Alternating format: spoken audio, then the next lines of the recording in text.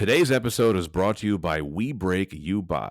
Interested in sports cards and memorabilia? Check out We Break You Buy on TikTok. We Break You Buy is a small operation run by three brothers, offering spots for a chance at winning some incredible sports cards and memorabilia. That's We Break You Buy. Check it out today on TikTok.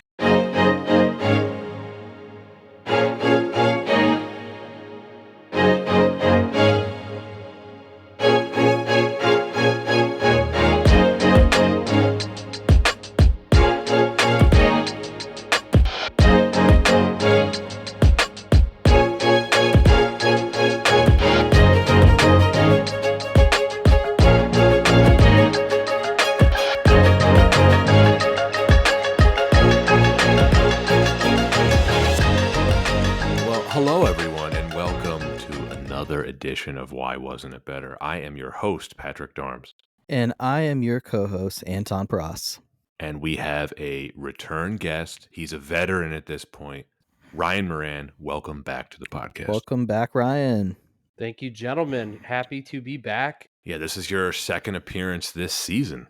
Yeah, I'm just punching above the weight at this point. Yeah, we're excited to have you. Anything new? Anything new? Nothing exciting. Got it. Well, we have some pretty exciting stuff to cover today, and I know that the listeners will be very excited to hear your thoughts on the film. So we're excited to have you today, Ryan. My secret admirers. That's right. You have many admirers. We've gotten a lot of positive feedback of your appearances on this podcast, Ryan, and that's why we keep asking you back. Well, you guys make it easy for me. We try. We try to be accommodating hosts. We send just for the record, we send most of our guests gifts. Not every podcast host does that, but we do. Yes, I've received mine. That's right. I wear it often. Do you? Yeah, actually, I do. Yeah, it's a pretty comfortable shirt, right? It is. Yeah. It is. Yeah, and Anton, I don't know if I told you that. I sent him a Motor Yacht Disco Volante shirt. Yes, I remember. Yeah. Fantastic. Anton's like, why didn't I get one? I'm concerned. No, transports me right there. It's for the good it's good for the guests. As long as the guests are happy, that's the most important thing. And they say that's good for the gander. Yes, they do say that. Well, getting a little bit of admin out of the way, of course, if you are a listener and you have not made it official, please give us a subscription, a like, a follow. We'd appreciate it. The Patreon is coming. I know we have been promising this for so long. At this rate, it's probably not coming until season 5, but we promise that it is coming. Anton, it's been a year. Shoot. We're recording this about the 1-year anniversary of our podcast. Listeners won't hear this episode until a little bit later. But yeah, as of 3 days ago, we started this podcast 1 year ago. And here we are. And what can I say? It's been a fantastic year, and I'm excited for us to continue this momentum. We really haven't skipped a beat, have we? No, haven't missed a release date yet. Don't plan to. But as far as today's discussion goes, Ryan, as always, before we get into it, is there anything you'd like to plug or promote? Yeah, you know what? I'm gonna do another shout out, like I did on my first episode, not to a person, but I'd like to be the first guest, as far as I'm aware, to congratulate you both on 1 year of great work. Thank you. Thank you. Thank you very much. Thank you. That's it. That's my plug. All right, then. All right. We can get into it. So today's film is a CG animated movie from 1998 that involves insects. Ooh, which one is it? We're not talking about its twin, A Bug's Life. We are talking about the lesser of the two weevils. Ants. Oh. Yes. Actually, can we skip this episode then? No, because we're already recording it. You're right. Well, let's go ahead and do it. Yeah, I like to think of this movie as the deep impact of animated Bugs movies of 1998. Yeah. A Bug's Life was the Armageddon, if you will. That's a fun comparison. Bold. Yeah. Z, the worker ant, strives to reconcile his own individuality with the communal work ethic of the ant colony. He falls in love with the ant princess Bala, and then Z strives to make social inroads, and he must save the colony from the treacherous scheming of the evil General Mandible that threatens to wipe out the entire worker population. Antz was released on October 2nd, 1998 by DreamWorks and Pacific Data Images. It was directed by Eric Darnell and Tim Johnson. The screenplay was written by Todd Alcott, Chris Weitz, and Paul Weitz. featuring the voices of Woody Allen, Sharon Stone, Sylvester Stallone, Gene Hackman, Jennifer Lopez, Christopher Walken, Danny Glover, Anne Bancroft, Dan Aykroyd, and John Mahoney. The budget, this is a good one. It ranges from 42 million to 105 million. Now, adjusted for inflation, that is 79 million to 197 million. The box office return was 171 million. That is $322 million adjusted for inflation. Ryan, why did you choose this film to talk about? I would say I chose this film because when we were discussing these types of films in this era, I actually had fond memories of Ants. I remembered liking it as a kid. I thought it was a good movie, and so I figured it would be interesting to discuss. And again, gain the perspective of two other fine gentlemen and see what it is that we didn't like about it or what they could have done better. And it was an interesting rewatch.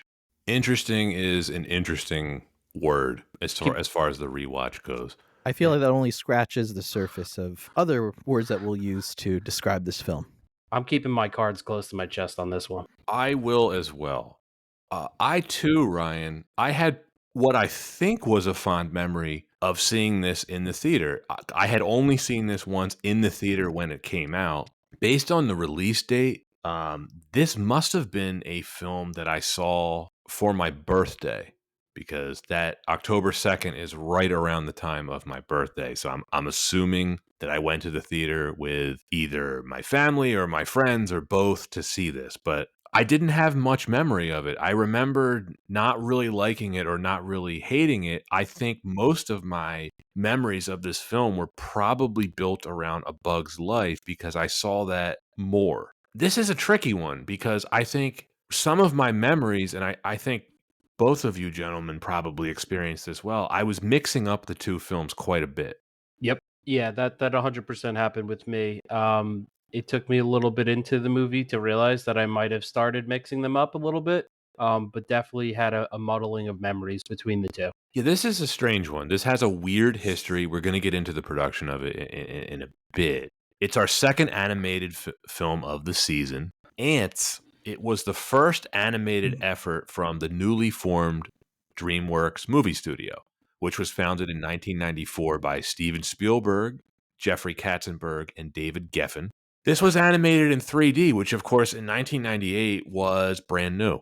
This was a animation style that was very much in its infancy. Toy Story was the first full-length 3D animated film, which it came out in 1995. 1998 was a big year for the format, right? We mentioned A Bug's Life. That was, of course, the twin of this film released by Pixar around the same time. This film, Ants, it was pretty much made by DreamWorks to compete with Pixar, who were, of course, backed by Disney at the time. They were not owned by Disney in 1998. I think that is worth pointing out. Disney did not fully acquire Pixar until 2006, but they had a very close relationship from the beginning. Disney was handling the distribution of Pixar's films. So to compete with A Bug's Life, DreamWorks pulled out all the stops on this one. They spent money lavishly. They hired big stars to voice the cast. We read off the names. It's an all-star cast. This was really the height of the Disney versus DreamWorks feud. Just like with Armageddon and Deep Impact earlier in 1998, audiences were getting twin films, right? Right. 3D animated films about insects. But unlike A Bug's Life, which as a Pixar film has I think, pretty fairly well-regarded legacy, Antz is pretty much forgotten at the time of this recording in 2024. Who is talking about this film other than us? We might be the whole populace. It's just, it doesn't have any legs. It has no real legacy to speak of other than like, oh yeah, it was the first animated film that DreamWorks made. And yet, I was very surprised to read this. This may surprise both of you. 92% Rotten Tomatoes score. It doesn't surprise me. Well, I remember looking at that, and I think it's the volume of scores is driving that a little high. It's still like, that's really high.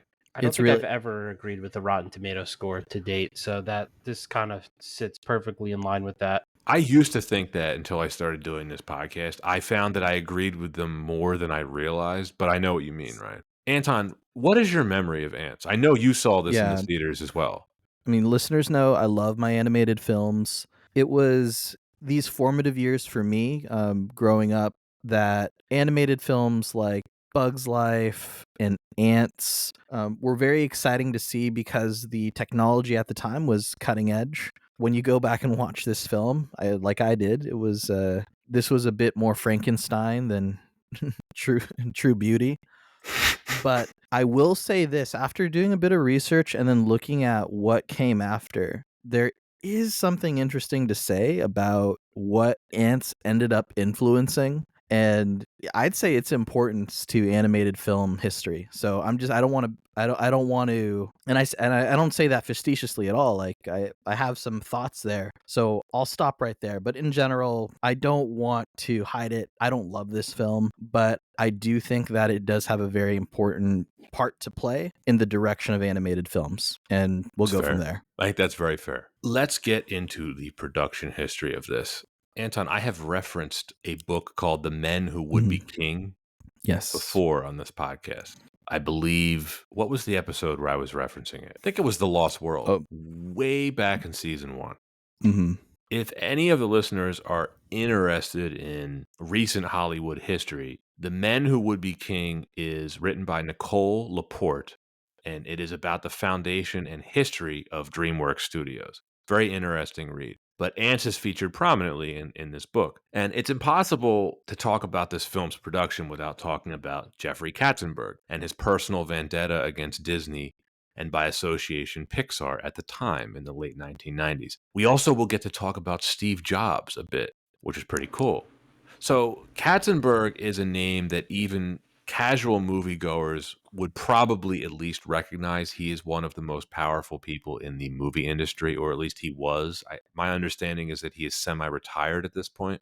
He has been responsible for many, many films, but as a former Disney executive, animation was always his specialty. He is an absolutely fascinating individual to read about.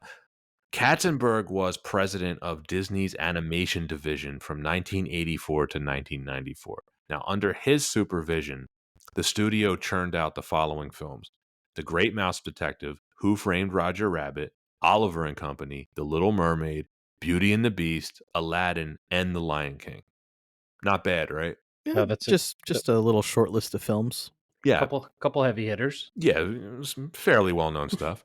Katzenberg, he was also largely responsible for establishing Disney's partnership with Pixar. And of course, we mentioned this, but it would ultimately produce the first 3D animated film, Toy Story. Now, while Katzenberg had an incredible eye for talent and projects, there were some folks at Disney who felt that he was taking on too much credit for the company's success. By this point, we were deep into what's known as the Disney Renaissance. Of course, the Disney Renaissance is something that most moviegoers and most listeners would have heard of.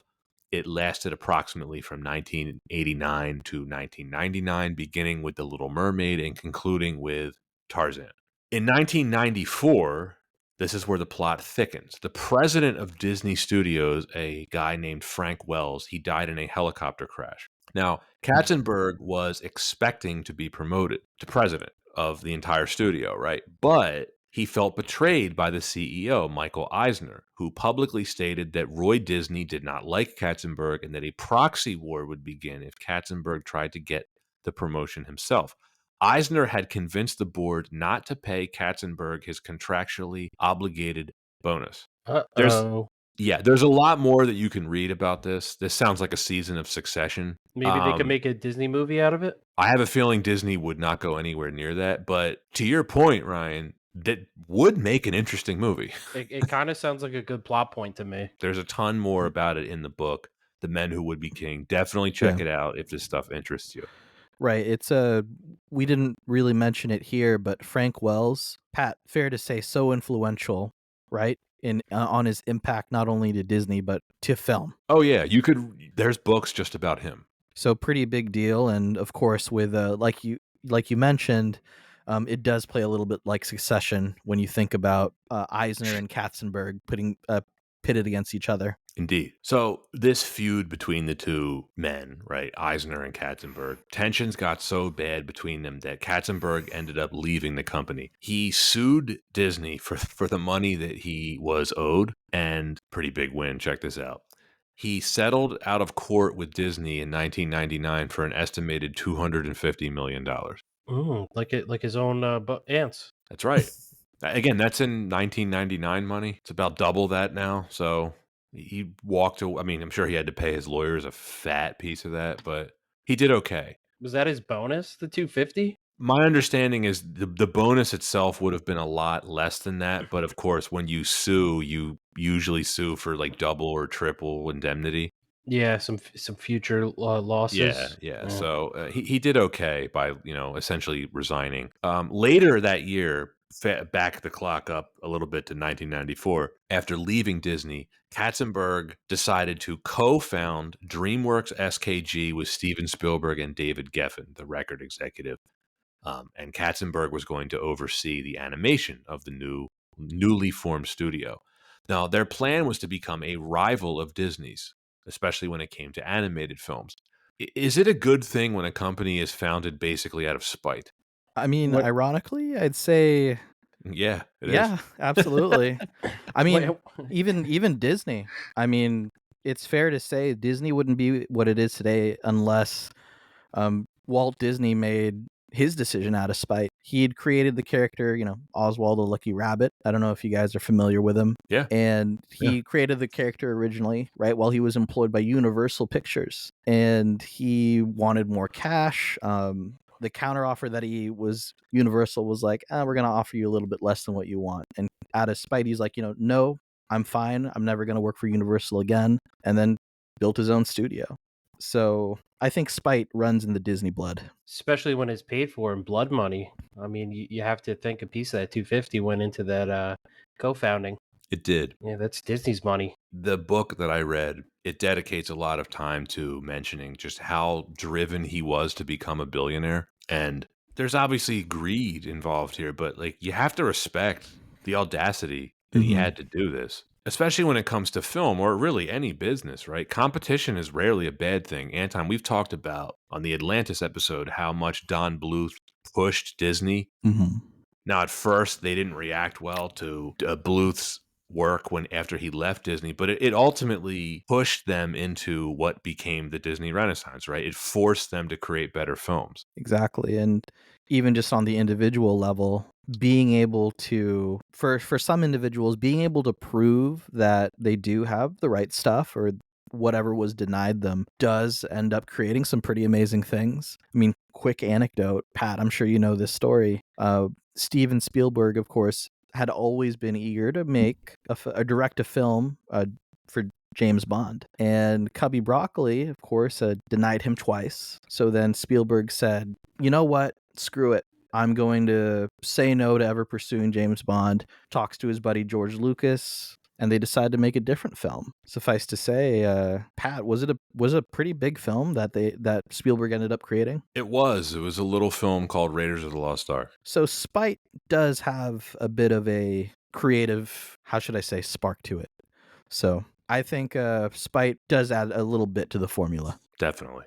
Don't be bitter, be better. It's a good way to look at it, right? Yeah, that's how we got Indiana Jones. Spielberg wanted to make Bond, couldn't do it, and Lucas told him, I have an idea that's better than that. Do you agree? Yes and no. Figured that'd be a tough one for you. It's Yeah, tough. I'm grateful that it happened. I'll say that. Yeah. Can't be upset that Raiders of the Lost Ark ended up getting created. That's pretty awesome. It's one of my favorite films, I'll tell you. Back to Antz, right? But what was cool about DreamWorks and Katzenberg is that they wanted to compete with Disney, but Katzenberg also wanted to make animation films that adults could enjoy as well. And he had this vision where he wanted the animated films to just be a little bit more mature than what Disney was putting out at the time.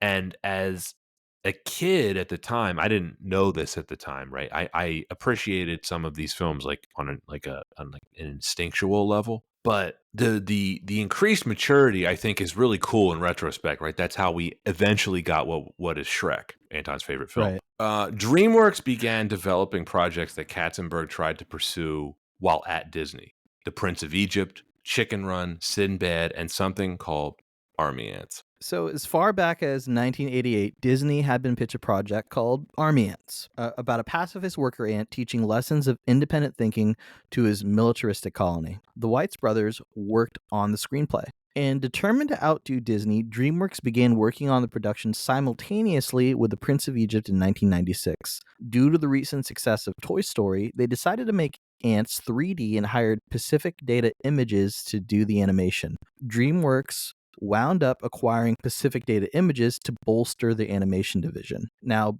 Matthew Broderick was considered for the role of Z, and Woody Allen was cast into the lead role of Z, who made some uncredited rewrites of the script so that the dialogue would fit his character more closely. Allen recorded his lines in only 5 days. He later stated that he did not particularly enjoy the experience, but admitted that it ended up being the most financially successful film of his career.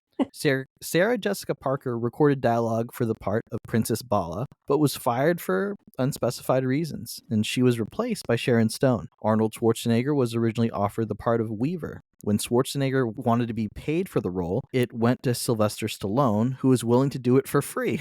And originally, this film was going to be scored by Hans Zimmer. But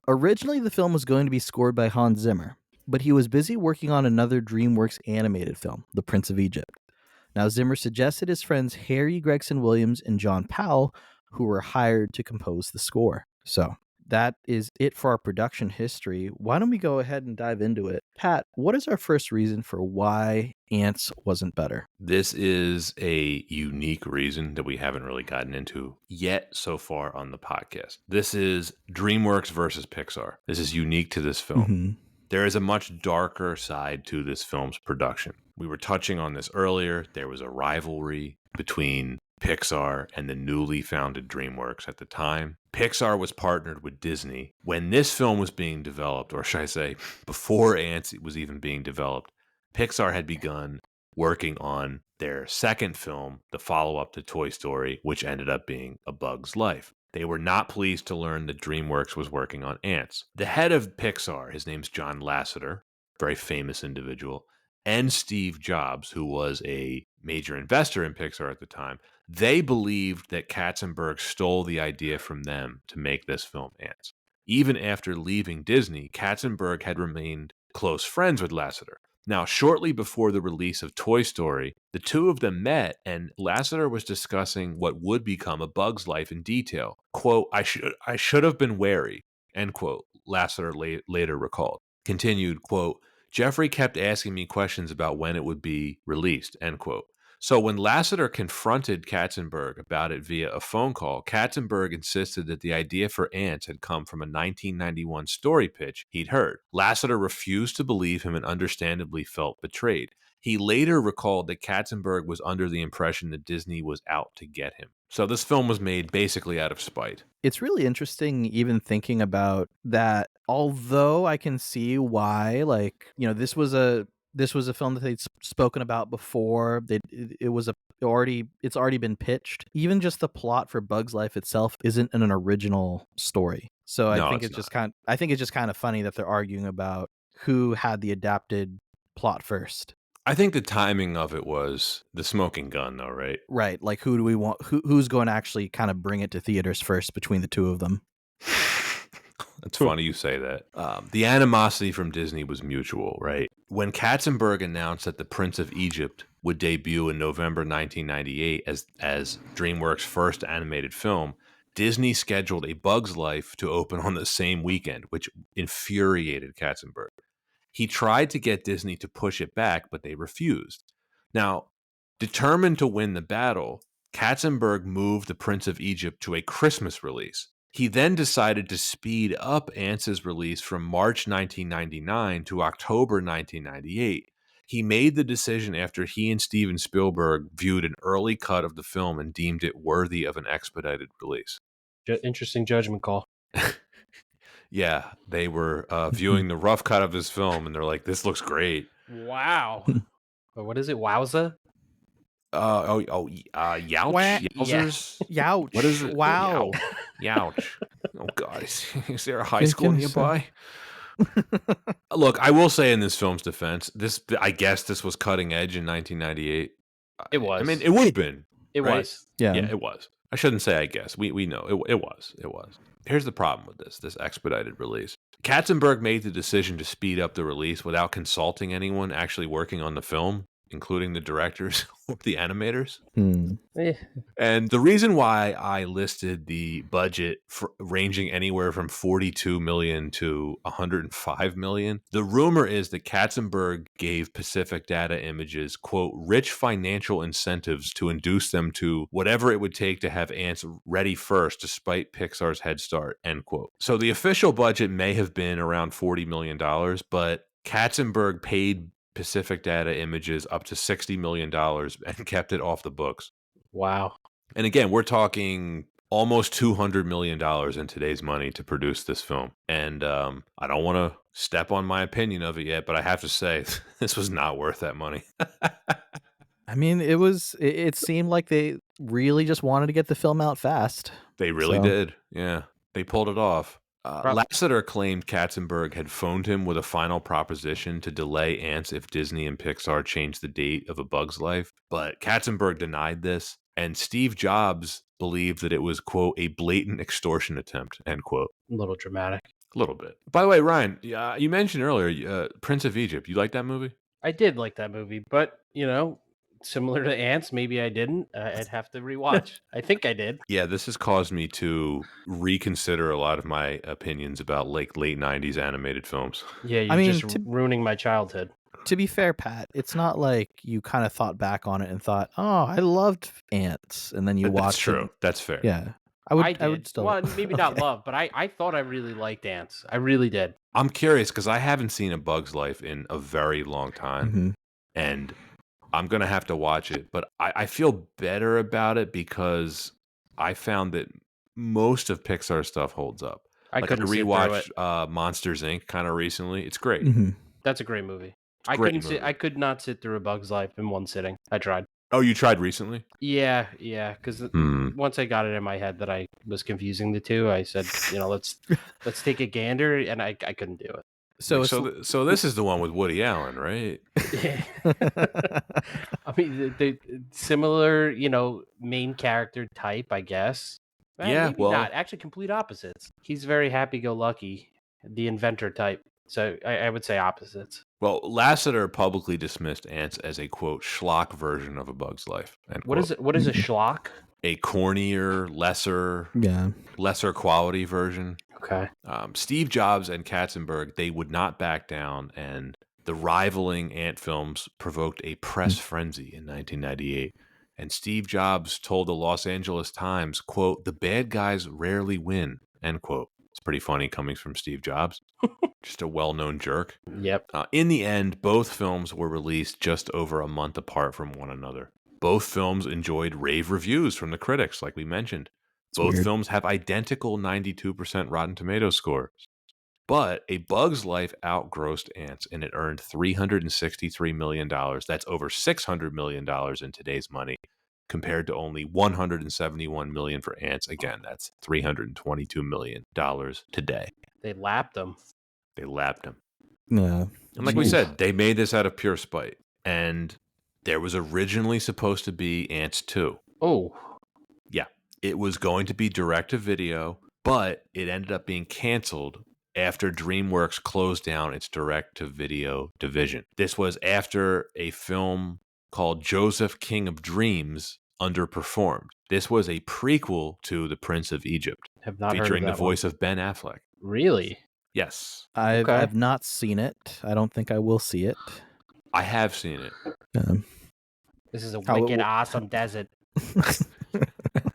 I liked it at the time, but um, like we were just talking about, put a pin in that. Yeah. One thing I just wanted to add here with DreamWorks versus Pixar, and we've touched on how spite ends up sometimes making some pretty great things. It is interesting to see how this CGI film arms race really did end up influencing better films in the future for DreamWorks. So, I mean, even, Pacific Data Images shouts out They're actually like pretty local to the Bay. And even though their office closed in 2015, they dissolved, they still ended up making plenty of great films all the way through 2015. But right after Antz, there was a pretty clear course correction from the studio in what they were going to do with film, or what they were going to do with their animated films, specifically with the CGI films. And they ended up creating one of the greatest films of all time right after Antz in 2001, which is just kind of amazing to me that You can all make a of the second. flaws,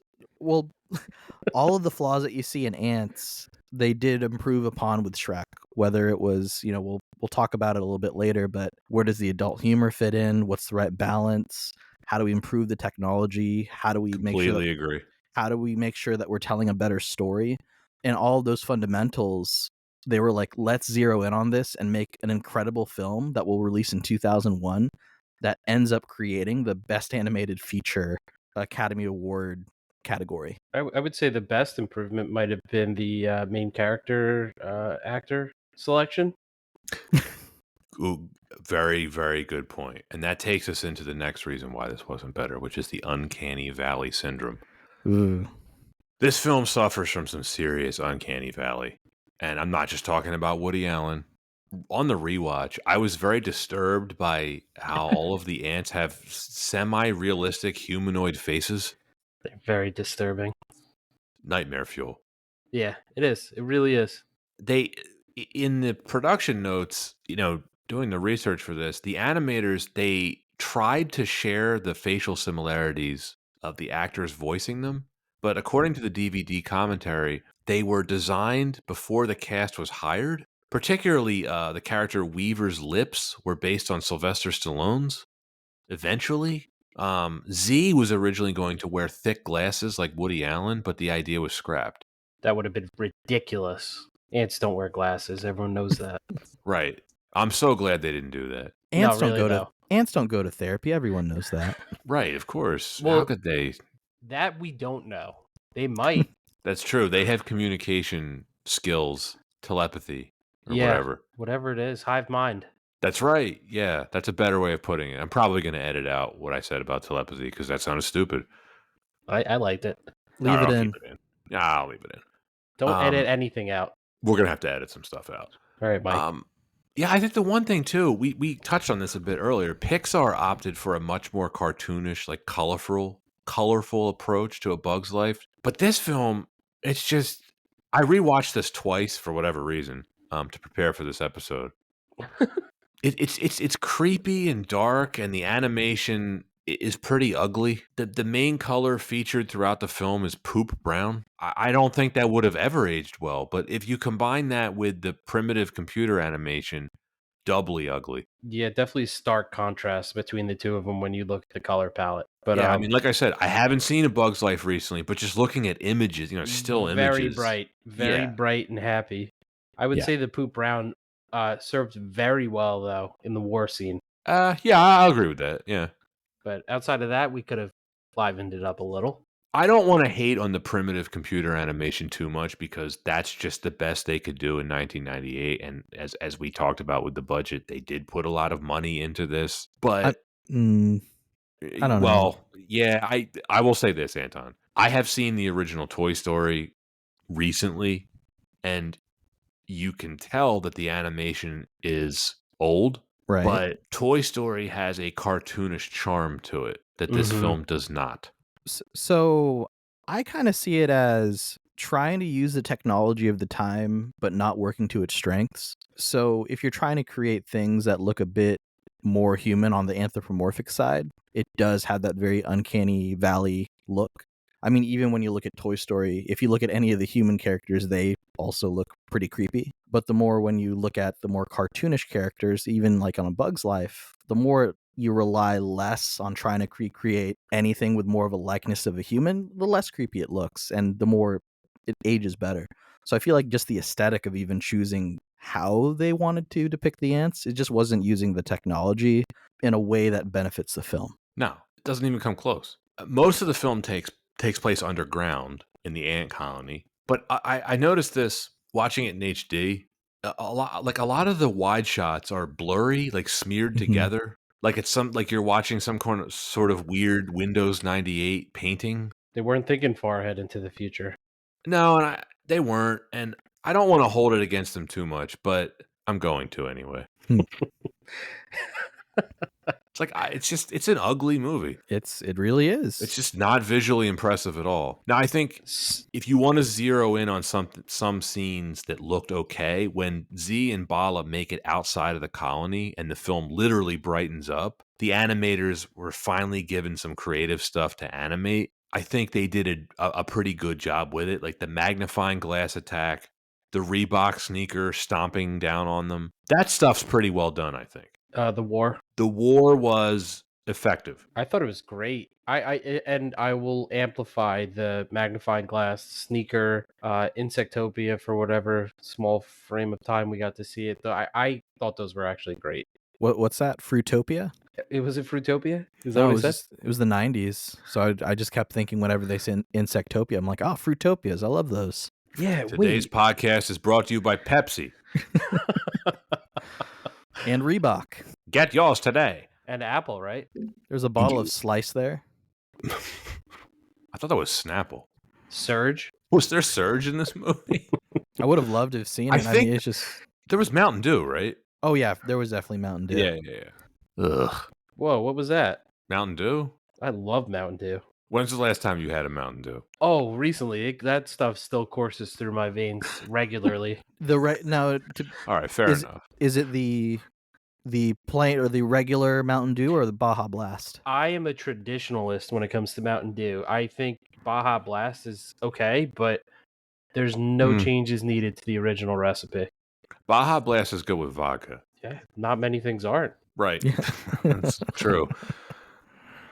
Well, I think I've only had it with vodka, now that I think about it. You've never just had a Taco Bell night and just got your Baja Blast and went to town? No, that's a good point. I have.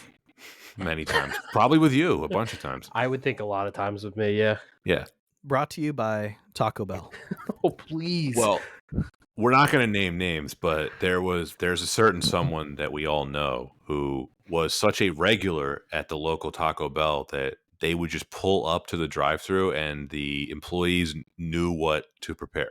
Yeah, but I think he was a bit of a nuisance to them, kind of like a Quasimodo type, you know? Like when he moved, they were like, "Thank goodness." Yeah. He brought them a ton of business. They can't be that upset. True. Number 3 reason why it wasn't better, the tone. This is going to be a big one to talk about. Oh my gosh. We get some gruesome war scenes. We get torture. We get genocide. We get some pretty racy dialogue. We get some influences from the novel Brave New World by Aldous Huxley. It's a lot for a kid's movie, and that's the question. Is this even a kid's movie? Not even a little bit. Mm-mm. Nothing about this hit tones where you would like want to show your child this movie. I think the only thing that I would have associated it as a kids movie is it came out when I was a kid, and it was animated, so a cartoon, as people would call it. So that would be the only 2 points. Outside of that, not even a little bit. If the film wanted to have a message about war and they wanted to also have the film be for kids, there probably was a bit more nuance that they could have done to have made the impact less, I don't know, on the nose compared to whatever the heck war scene that they had in this film with all the termites, and then having Danny Glover's character's head just talking to Z. That was just a little disturbing. Oh man, that is one thing. As much as I had forgotten about this movie, never forgot that part. Like the squelch when he lifts the head and the little goo that falls behind, like all of it just plastered in my mind. Again, no subtlety. No, but again, no point in this film do you see them trying to pander to a kid's audience. It's not. No, but they marketed it that way. They marketed it for kids, which is. And look, I'm not trying to say an animated film shouldn't try to tell these stories or even be on the nose. Just don't try to pretend like this is a film for kids, like Bug's Life. That's such a wild thing to say that it's a kid's film. Nothing about it. The message, the theme. I mean, that's not something I think kids are. There's profanity in this film. Yeah, I mean that back then though, that was okay.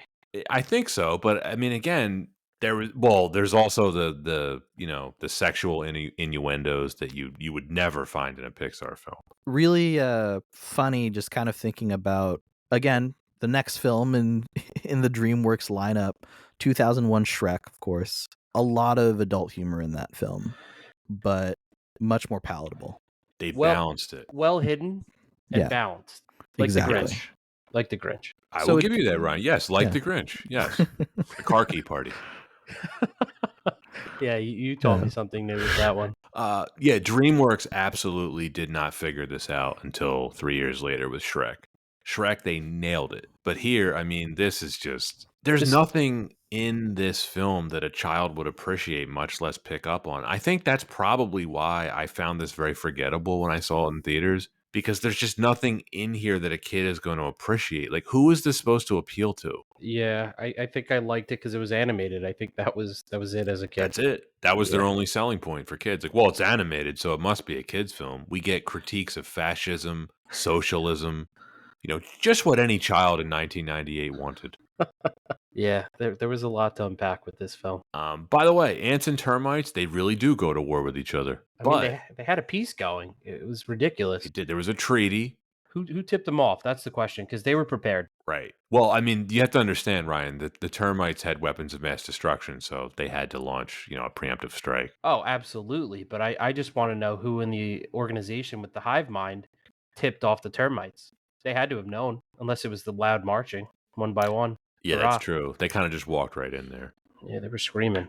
I couldn't quite figure out, like, so the termites are presented as basically like the monsters from Starship Troopers? At least in that war scene, but apparently based on the conversation, they had been also manipulated to go into that battle. Right. But they didn't talk at all. Well, No. they had to. They had to, because how would there be a treaty established? Yeah, that's a good point. I'm sure Queen Anne Bancroft worked real hard on that. Yeah, I never understood, even rewatching, what the purpose of that war was. I mean, Mandible was using it to wipe out any troops loyal to the Queen. I think Was he though?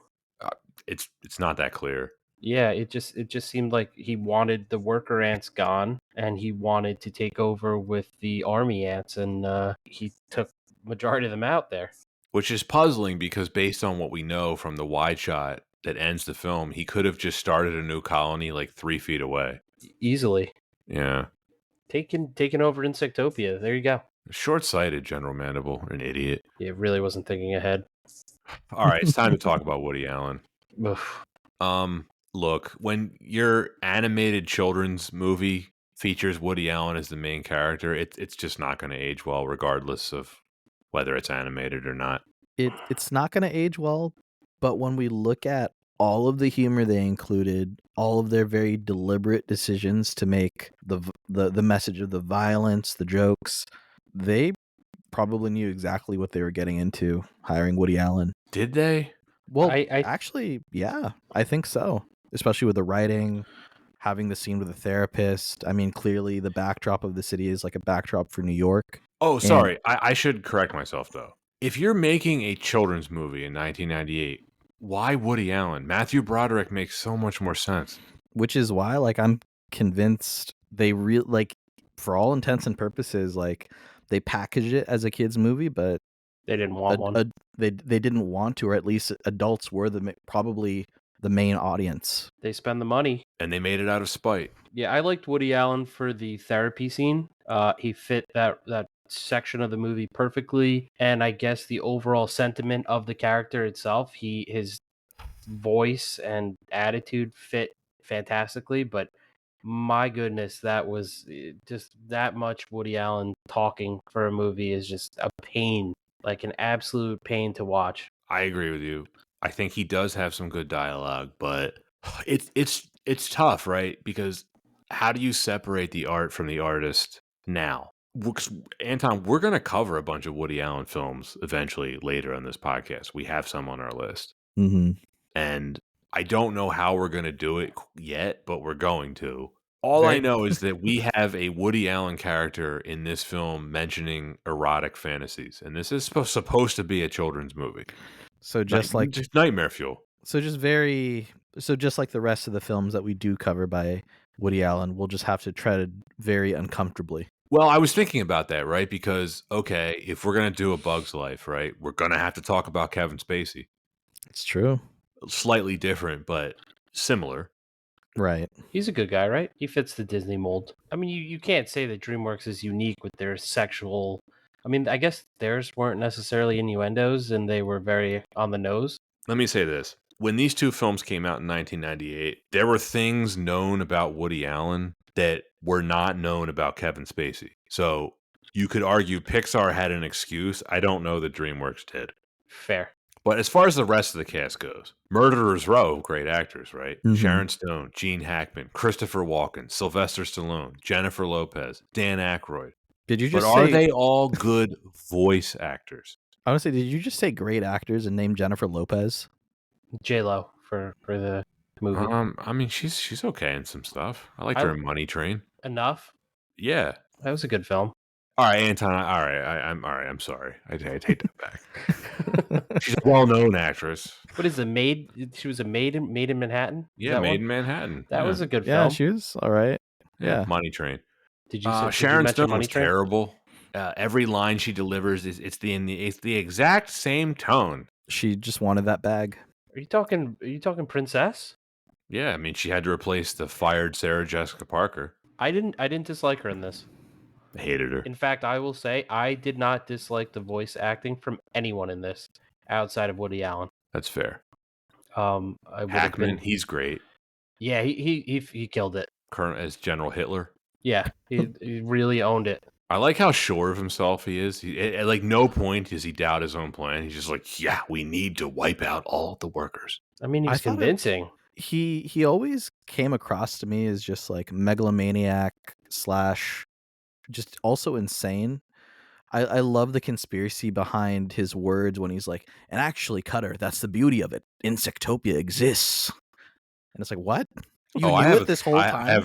I have a question about that. There's a few questionable things, including that, but I thought he was good. He convinced an entire colony of ants to give up their revolution from one speech, and he was kind of convincing. Yeah. Stallone was believed even him. like, Look, you're I right. mean, yeah. I'll say this: it's probably not hard to convince them of anything if enough of them were convinced to be human wrecking balls in the beginning That's of the fair. film. I mean, they were effective. Yeah. Until Woody Allen dropped the ball. Yeah, you got to stick him somewhere in the middle of the ball and just let him be. Oh, I forgot. I'm what is it? Scared of heights. Ooh. I forgot. I know I dropped the ball. Christopher Walken, he's Colonel Cutter. He's the real hero of the film, right? No, you know what? That his character pisses me off so What? much. He's great. Okay, listen, because, and I know this is a point we're going to touch on, it's not an overly long movie. Thank goodness.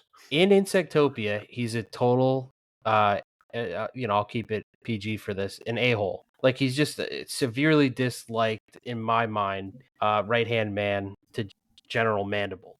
So I didn't like him, right? I don't like his character. He's not supposed to be like. And then all of a sudden, 5 minutes later, he's the hero? Well, you just had an epiphany. Like, you knew what was going on the whole time. You allowed everything to get to the point that it did.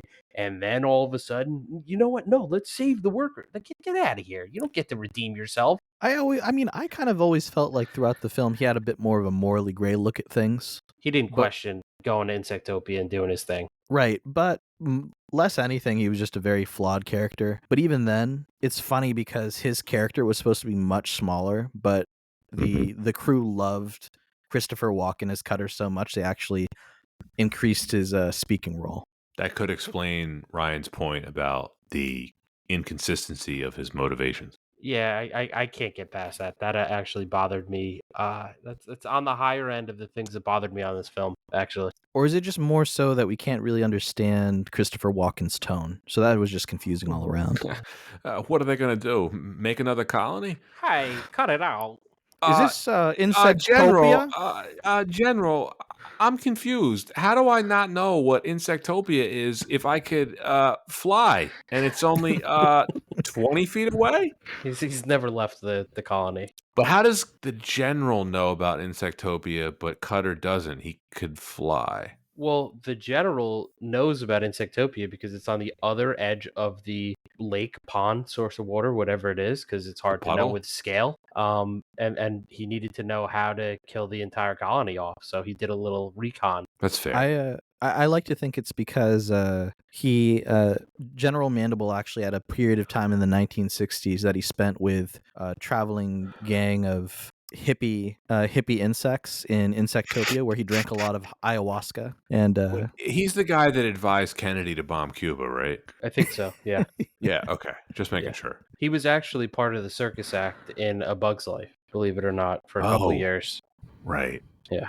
Anton, jogging your memory, is this the only voice acting role that Gene Hackman has ever done? shoot, I think it might be, right? only one that I can think of, unless there was some sort of adaptation with him as Luthor. But yeah, I can't think of I one. don't think so, no. Well, it wasn't Superman 2, we know that. No, I thought the pacing was pretty good. It's 82 minutes long. it's a short film. Yeah, thank goodness. I actually think it could have benefited from a little bit more. Probably. I felt at the end they got The everyone out ending of the was hole. very rushed. Like, we see Mandible like sort of get killed? Like, does he die when he lands on Oh my goodness, that was a fall to remember. Of course he's But gone. Yeah, I guess you're right, but they don't do much with it. He just falls and that's it. Okay, let's say he was severely injured. Doesn't he fall into the water after? Or did he stay on that ledge? I can't remember They don't now. show it. They just don't- show him on the ledge. I'd don't like to show it. think he survived and then rolled into the water and Okay. then drowned. For a film that showed me Danny Glover's like disembodied ant head, they could have at Right. least showed some finality with General Mandible. Well, they didn't show the body, which really I would imagine is the more gory of the two areas. Yes, Yeah. it would be. Yeah. Look, I can at least appreciate what DreamWorks was trying to do with this one, sort of. I think The Prince of Egypt was a much better movie. Mm-hmm. Agreed. And then an underrated gem from that era, I watched it kind of recently, The Road to El Dorado. I really liked it. Fantastic movie. I liked it a lot. I saw it. My family and I watched it around Christmas time, so pretty recently. I Yeah. really liked it. A classic Christmas film. And yeah, that's a great one. That one I can say with confidence and gusto that I like that movie quite a bit. Well, then we're going to have you on for that episode, Ryan, because it is on our list because it did not make any money. Well, that's just because people are foolish sometimes. We'll agree. forgive him. We'll forgive him this time. That was, you know what, we should have mentioned that earlier, Anton. I don't know if you've seen Road to El Dorado recently, but that along with Shrek had some pretty mature humor in it that they landed yeah. quite well. There was a lot yeah, of sexual Yeah, tone to El Dorado, the Road to El Dorado. So there was. music too for El Dorado was great. Fantastic. I think Yeah. Elton John did the music. He did right? the opening song. It was great. Yep. Fantastic stuff. But this really was the deep impact of CGI bug movies, overshadowed by Armageddon, The Bug's Life. That's not a fair. I get why you're making this connection, but Armageddon is not A Bug's Life. We've got to find a better pairing. Well, Armageddon and A Bug's Life are both very fondly remembered movies from 1998. Yeah, but is A Bug's Life that fondly remembered? I think as a Pixar film, people like it. Yeah, it has its fans. And I will say, like, it's not my favorite Pixar film, but I do have a fondness for it. Fair. I have to watch it. I haven't seen it in a while. Yeah, I'm or curious would you your say, take on it. Ryan, hold on, let me give you a better analogy. Would you say that this is the Wyatt Earp to the Tombstone? That's probably more appropriate in my mindset. Or perhaps The Illusionist to the Prestige? Oh, which one? The Prestige is the better of the two, right? Yeah, it sure as hell is. It's a Yeah, it great is. movie. Or perhaps The Olympus Has Fallen to the White House Down. There's a deep cut for you. Okay, yeah, you know what? They lost me after the first one there. I don't even know which first one you're talking about. Whichever one was the first one. They're the same movie. No, is it? I think so. No, they made multiples of that film. Sure. Yeah, sure. Am I making that up? You could be, and I would believe you. No, I'm sure they made a few of those. Wait, Anton, was one of those directed by our guy Roland Emmerich? Yes, yes, it was. I thought for sure. I thought so too. Here's something I want you to think about, Ryan. I was talking about this with Anton. London Has Fallen. Oh, that's it. Okay. Here's the thinking point. Who's a better filmmaker, Roland Emmerich or Michael Bay? Michael Bay. Oh man, That's the easy answer, I know. it is. It's the easy answer. You know why it's easy for me? Because of Why? the two options you presented me, I know Michael Bay, and I don't know who the other one is. You don't know Roland Emmerich? I'm sure I know Once movies. Okay, we well, let's walk you through right. it. Okay. Universal Soldier, Stargate, Independence Day, Okay. Godzilla, The Okay. Patriot, Okay. The Day After Tomorrow, Okay. 2012. I'm Okay. quickly running out of options here. You're also losing me on the tail end. I know. Hear me out. Michael Bay, the highs are higher. Yep, But agreed. when you think about Michael Bay, I guarantee you're not thinking about all of the Transformers sequels. You know what's kind of this is maybe I'm not a good person to ask. I am immediately because Why? Transformers was like my favorite thing as a kid. I love You Transformers. can't defend the sequels. They're not as good, but I don't dislike them because I like Transformers Ugh. that much. I was obsessed with the TV show and the toys, the ones where they turned into animals. Yep, Beast Wars. Yeah, Beast Wars. I played with my Beast Wars Transformers like not as a kid. So anything Transformers kind of has like an unfair advantage. Plus Pearl Harbor, Bad Boys. The Rock. Yeah, these are all. The Rock is why I would put Michael Bay ahead of him. That's it. The lows of Michael Bay, I think, are low. Are you defending Pearl Harbor? I liked yeah. I can't rewatch it. Don't do what I'm sure you were about to. Okay. All right. Listen, I'm now looking at the filmography of Michael Bay. There's some Stink phenomenal bombs. movies. There's some stink bombs though. Yeah, but you skip past those and you think about I Am Number 4. I like that. I don't even know what that is. Really? No. It's not a great movie, but it was a decent movie. Okay. I thought Uh, it would be an interesting discussion point. He produced that Purge. one though. He didn't direct it. It's coming up when I googled Michael Bay movies. Well, who could forget The Island? Everyone. Is that the one with Ewan McGregor. No, what's the island I'm thinking of with Leonardo DiCaprio? Oh, you're thinking of Shutter Island. No, older, much older. The Beach. The beach. The Yeah. beach. Yeah. I know my Leo. There you go. The beach. Not a good movie. Yeah, I don't think it would hold up to my memory. No. But I like it as of now. So I do too, but I don't think it's good. There's movies that you know aren't good that you like, and then there's films, I think much like this one, Ryan, with you, where you thought you liked it, and I can tell you didn't. And that brings us to the conclusion of our episode today, where we give our ratings. Unless either of you have anything to add to our Antz discussion. I would like to point out that this podcast has almost lasted as long as the movie. Yeah, and that's why I'm trying to wrap this up. Let's close it out. Okay, Ryan, as the guest, would you like to go first? I'm gonna keep bouncing back and forth, so this one I'm gonna end off. Okay. By the way, I think you may need me to remind you there is a name that you need to drop on this recording. I did, but I think it might have gone unnoticed. Oh, you did already? Yeah, during the later. Taco Bell reference. The Q name? Yes, yeah. I said when I was referencing how the Taco Bell employees didn't like this individual. I said they viewed him. They might have viewed him as the Quasimodo of the town. Okay, It's so good. but I'll find another way to drop it in. Maybe I can find it. Is this slander on our podcast or No, is it it's it's sort of. It's backhanded slander at best. fantastic? I love it. I love it. It's passive aggressive. Anton, go first because I can't stop laughing. All right. Well, I love that we're ending with some good laughs because Antz didn't have a ton of them. I will give it this. There was very conscious adult humor that in some cases did land. I especially have to give a shout out to I love the joke around the wasp characters were actually wasps. So I thought that was pretty funny. In general, you can look at this as part of that animation nuclear arms race between DreamWorks and Pixar / Disney, which at the end of the day, if we didn't have Antz, it probably wouldn't have course corrected to Shrek. So with that, I will be thankful for Antz in that regard.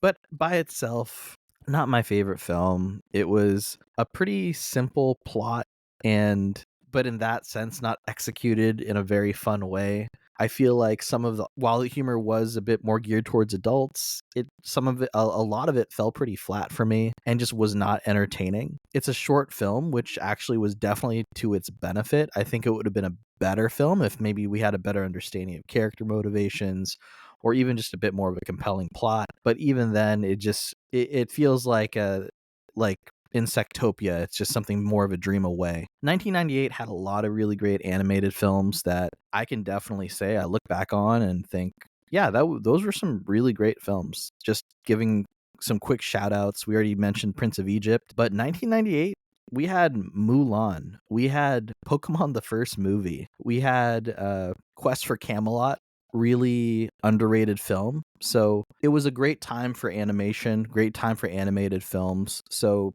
while not the best film, while not one that I'll particularly want to watch again, it did have a bit of that magic and charm, just a small smidgen of it, and one could almost say an ant-size amount of it to make it okay. So for me, this film sits at a D. I did not put that wasp reference together until you said that. My eyes are like wide open now. That's actually one of the only clever parts of the film. That is incredibly clever.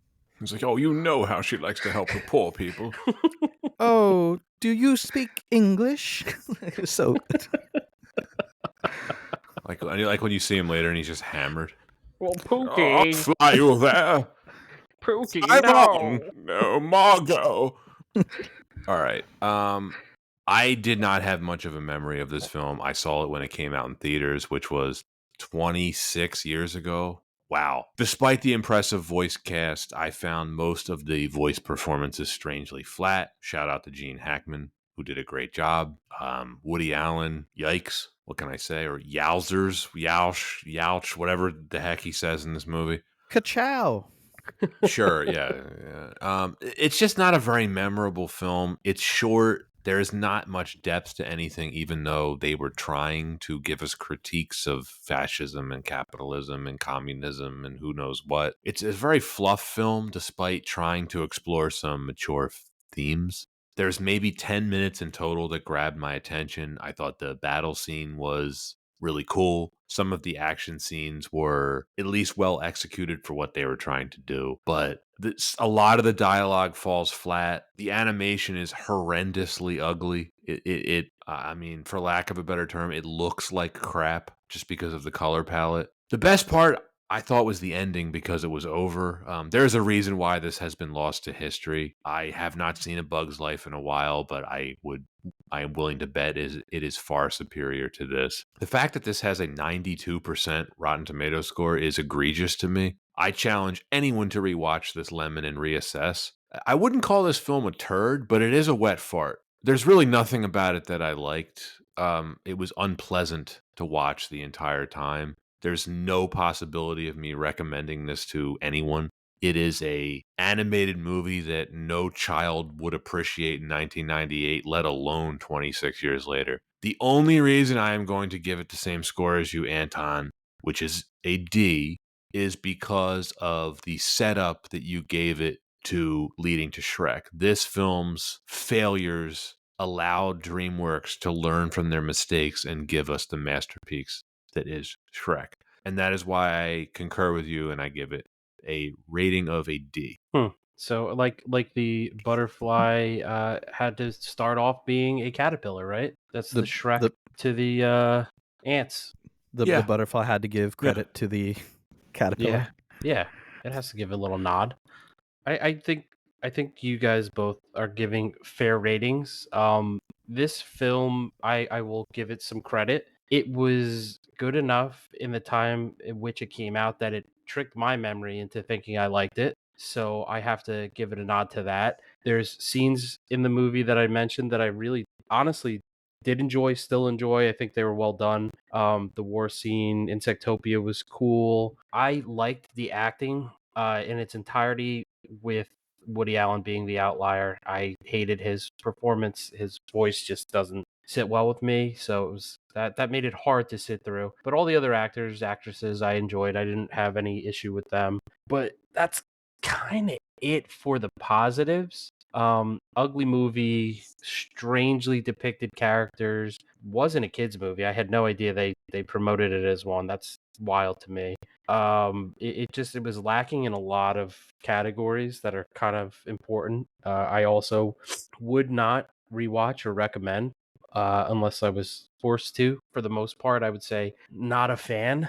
But similar to Quasimodo in The Hunchback of Notre Dame, not everything that's ugly has to be hated. It wasn't terrible. It had some nice inner beauty, and so I'm also going to give it a D, but I'm going to throw up a minus next to mine. Right on. Totally fair. I mean, it's pretty terrible though, right? Like, It's a bad movie. Yeah. yeah. Yeah, I don't think I ever really want to see this again anytime soon. Could you imagine acting or voice acting in it and not being paid? That was the wild thing, right? Like, why would Sylvester Stallone do this for free? Hey, I like ants. Hey, you got a big mouth. I don't want to talk about this film anymore. That is it for Antz. Ryan, thank you so much for joining us. It has once again been a pleasure. It was my pleasure again. Happy to be here. Happy to do it. Anton, we're basically at the end of season 4 at this point. Wow. We have one more episode left. It's the season finale. It's going to be X-Men: The Last Stand. Well, let's have some fun. I mean, especially topical. X-Men's back in the top of mind for everyone just because of all those X-Men releases and this year's Deadpool release, which is in the X-Men universe. So, Is it? yeah, it is. Yeah. I had no idea. I didn't know that either. So it'll be fun to talk about The Last Stand, and we can share exactly how we feel about it. I have a guess. What is your guess? No, I'm gonna save it. I don't want to spoil it Okay. for the listeners, All but right. I don't think you like I'll it. say this right now. The best thing about that film is Kelsey Grammer. Anton, Kelsey. I don't think I've seen X-Men: The Last Stand since theaters. That's possible. I've done rewatches, and it's still I was amazed by Kelsey Grammer as Beast then, seeing it in theaters, and I still am now. So other than that, well, listeners, you can tune in on that last episode of season 4 of Why Wasn't It Better? Shout out to Halle Berry. Love you. Ryan, thanks again for joining us. We're going to have you back next season. Thank you, Ryan. I look forward to it. Well, we will see you next time on Why Wasn't It Better?